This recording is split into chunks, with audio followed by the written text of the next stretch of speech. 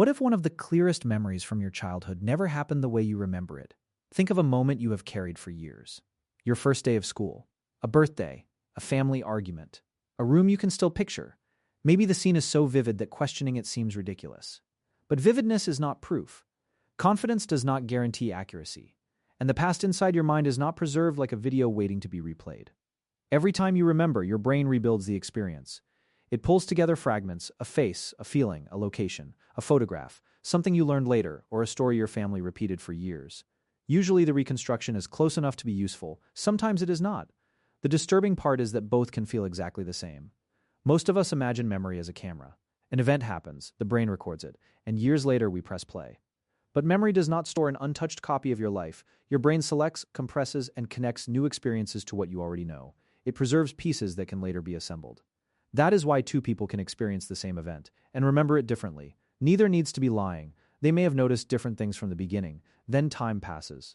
Details weaken. People discuss what happened. Photographs are shared. Explanations are added. Eventually, you may no longer know which parts came from the original event and which arrived later. Psychologists call one version of this the misinformation effect. In a famous experiment, participants watched films of traffic accidents. Later, researchers asked how fast the cars were moving when they hit each other or smashed into each other. The event had not changed. Only one word had, yet the wording influenced the speed people reported. Participants given the more violent wording were later more likely to report broken glass, even though no broken glass appeared in the film. Information introduced after the event had changed how some people remembered the event itself. This does not mean anyone can be made to believe anything. It means memory is vulnerable to suggestion, especially when the original details are uncertain, and the mind does not like uncertainty. When a memory has gaps, the brain can fill them using expectations, familiar patterns, and the general meaning of what happened. Imagine hearing these words: bed, rest, awake, tired, dream, blanket night. Later, you are asked which words were spoken. Many people remember the word sleep, but sleep was never on the list. The brain understood the theme so strongly that it produced the missing center of the story. We often remember meaning better than exact detail. That helps us learn without preserving every irrelevant piece. But it also means something can feel familiar because it fits the pattern, not because it actually happened. The effect becomes more unsettling when the memory is personal. In one well-known study, people received descriptions of childhood events supposedly supplied by relatives. Most were real. One was invented, becoming lost in a shopping mall or another public place. After repeated attempts to remember, some participants began reporting details about the invented event. The study was small, and researchers still debate how these memories should be measured, but later work supports the central point. Suggestion can sometimes produce memories, images, or strong beliefs about events that did not occur. Not everyone accepts the suggestion, but sometimes the mind begins with a possibility and builds a scene around it.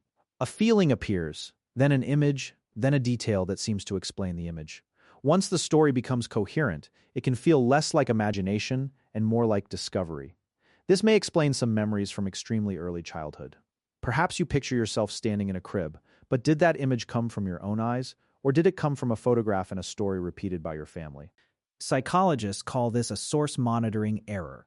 The mind remembers information but misidentifies whether it was witnessed, heard, imagined, dreamed, or seen in a photograph. When that sorting fails, imagination can borrow the feeling of memory. Even emotional memories are not perfectly protected. People often recall shocking public events with extraordinary confidence. These flashbulb memories feel photographic, yet studies recording memories soon after major events and testing them later found that details changed while confidence remained high. Emotion can strengthen parts of a memory, but it does not create a flawless recording. A person can be honest, certain, and wrong at the same time. That is why eyewitness memory must be handled carefully. Leading questions, feedback, other witnesses, and repeated retellings can influence later recollection without the witness realizing it. There is another reason memory can change. Retrieving certain memories may temporarily make them open to updating. Researchers call this reconsolidation. When a memory is reactivated, it may sometimes become modifiable before being stabilized again. Not every act of remembering rewrites a memory, and the science requires careful interpretation. But the broader lesson is strong. Remembering is active, and reactivated memories can sometimes be altered by new information. So the memory you recall today may contain the original experience, later knowledge, repeated retellings, and traces of earlier reconstructions. You may be remembering the event, but you may also be remembering the last version of the story you told yourself. This brings us to the blank beginning of almost every human life. You learned to recognize people, formed attachments, explored rooms, felt fear, and discovered what brought comfort. Yet as an adult, you probably remember almost none of it. This is called infantile or childhood amnesia. It is not simply that babies cannot form memories. Young children clearly learn and retain information. The mystery is why so few early experiences survive as autobiographical memories adults can deliberately revisit. Researchers connect this to developing memory systems, language, a sense of self, and the ability to organize experience into a story. Your earliest years happened, they shaped you, but much of their influence survives without a scene you can consciously replay. So if memory is incomplete, reconstructive, and sometimes wrong, what does that mean for your identity? Memory gives your life continuity. It connects the child in an old photograph to the person looking at it now. It gives love a history and regret a past. But perhaps memory was never meant to be a perfect transcript. The same constructive ability that allows memory to combine fragments may also help you imagine the future. To picture tomorrow, the mind rearranges pieces of yesterday into possibilities that have never happened. The flexibility that makes memory vulnerable to error may also make planning, creativity, and hope possible. A perfect recording system could preserve the past. A constructive system can use it. So your memories are not all fake. Most are reconstructions built from real experiences, knowledge, emotion, and meaning.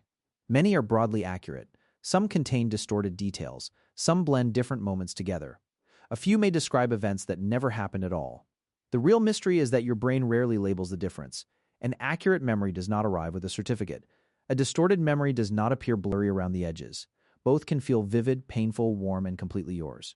Tonight, choose one memory you have never questioned. Picture the room, the faces, and the words. Then ask where every detail came from. Which parts did you witness? Which were told to you? Which appeared in photographs? Which became clearer only after years of retelling? You may never know. Because the past is gone. What remains is not the event itself. It is the version your mind was able to carry forward. A version built from fragments, from emotions, from meaning, from stories you heard later, from details your brain quietly added because something was missing, and every time you return to that memory, it may feel exactly as real as it did before. But the feeling of certainty cannot tell you which details survived unchanged. It cannot reveal which parts were reconstructed, and it cannot show you which pieces were never there at all. That does not make your memories meaningless. They still carry the emotions, relationships, lessons, and experiences that shaped you, but they are not perfect windows into the past. They are stories created by a living mind. Stories that can adapt, stories that can fade, stories that can change as you change. So every time you open a memory, you're not simply visiting the past. You may be editing it.